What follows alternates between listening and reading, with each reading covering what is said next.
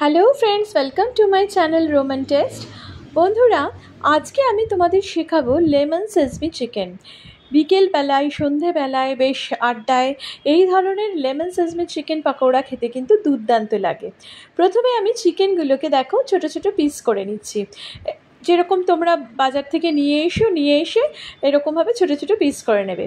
আদা বাটা, রসুন বাটা মাখিয়ে একটু ম্যারিনেট করে রাখলে ভালো হয়, রাখবে। তার সাথে দেবে কাঁচা লঙ্কা কুচি, আর যদি আরেকটু বেশি ঝাল খেতে পছন্দ করো তাহলে শুকনো লঙ্কার গুঁড়ো দিতেই পারো।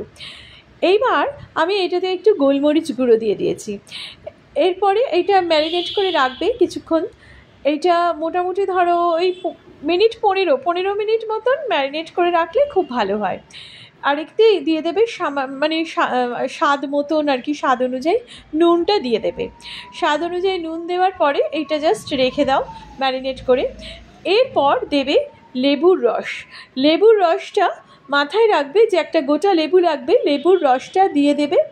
আর কিছুটা রস কিন্তু লাগবে পরে লাস্টে দেওয়ার জন্য, ওই জন্য কিছুটা রস কিন্তু আগে দিতে হবে, মানে ম্যারিনেশনের জন্য লেবুর রস কিছুটা দিতে হবে।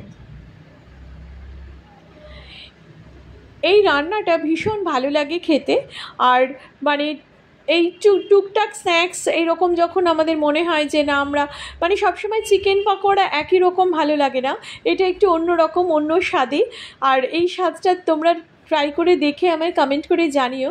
এইটা ভীষণ ভালো লাগে খেতে, মানে আবার তখন মনে হবে বারবার খাই, এভাবেই চিকেন পকোড়া তৈরি করে খাই।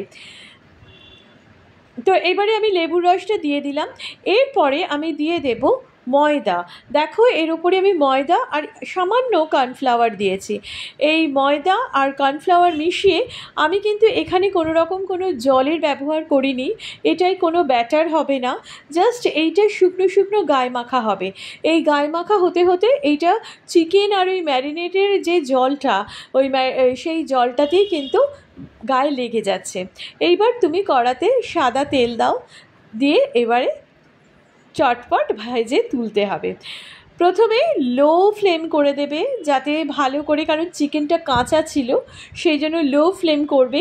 লো ফ্লেমে কিছুক্ষণ হওয়ার পর তারপর হাই ফ্লেম করে দেবে, মানে একটা পিঠ লো ফ্লেমে পুরো হয়ে যাবে, তাতে চিকেনটা কী হবে, বয়েল হয়ে যাবে খুব সহজে। এবং তারপরে তোমরা হাই ফ্লেম করে দাও, এবং হাই ফ্লেম করে তারপর নামিয়ে নেবে।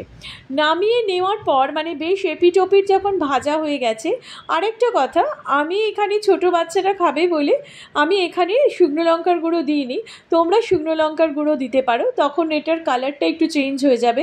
এটা হোয়াইটিশ দেখতে লাগছে, ন্যাচারালি তোমরা জানো শুকনো লঙ্কার গুঁড়ো দিলে একটু রেডিশ টাইপের দেখতে হবে পাকোড়াগুলো। এইবার এটা নামিয়ে নিয়ে কি করবে বলে তো, নামিয়ে নিয়ে একটা বড় কাজ আছে, নামিয়ে নিয়ে দিতে হবে কাঁচা লঙ্কা কুচি, ধনে পাতা কুচি, আর দিতে হবে লেবুর রস, তার সাথে দিতে হবে সাদা তিল। এইটা মনে রাখবে, একদম গরম গরম অবস্থায় কিন্তু সাদা তিলটা দিতে হবে। তোমরা যখন এইভাবে নিয়ে যখন পকোড়াগুলো বানানো হয়ে গেল, মানে একদম ফ্রাইড হয়ে গেল, খুব আমি বলতে চাইছি খুব গরম অবস্থাতে কিন্তু সাদা তিলটা দিয়ে দেবে, ওপর থেকে ছড়িয়ে দেবে, ওটা অটোমেটিক্যালি গায়েতে ওটা আটকে যাবে, লেগে যাবে।